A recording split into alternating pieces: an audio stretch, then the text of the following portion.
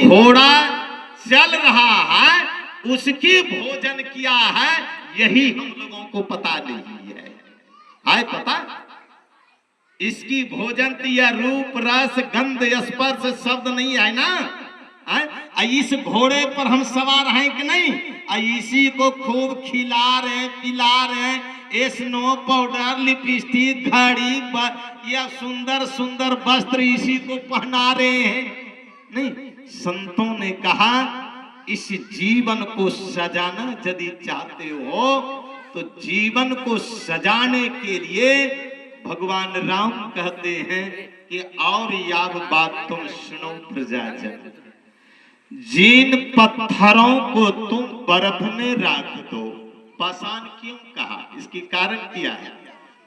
हम लोगों ने पत्थर को 100 वर्ष या 200 वर्ष बर्फ में डाल दीजिए और बर्फ में डालने के बाद 200 वर्ष के बाद उस बर्फ से पत्थर को निकालिए और निकाल करके पत्थर के पत्थर में टकराव कीजिए तो उस पत्थर से बर्फ निकलेगा, पानी निकलेगा, उस पत्थर से और कुछ निकलेगा। क्या निकलेगा? चिंगारी नहीं निकलेगा, बर्फ निकलेगा? नहीं निकलेगा। ये 200 वर्ष जो बर्फ में रखा गया वो तो बेकार हो गया, उससे निकलना चाहिए पानी, नहीं, लेकिन निकलता क्या है? आग, चिंगारी।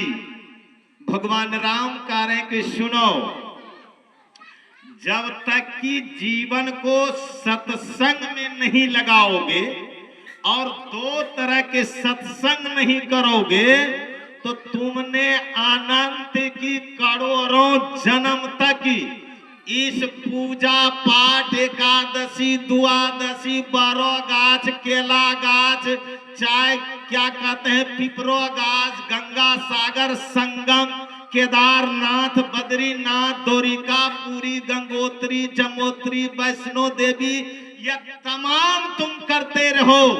तुम यहाँ तक कि 100-200 यज्ञ भी तुम कर लो, लेकिन तुम्हारे हृदय में वही पत्थर के समान और वही अज्ञानता रूपी चिंगारी निकलेगा। तुम मानवता को नहीं अपना सकोगे।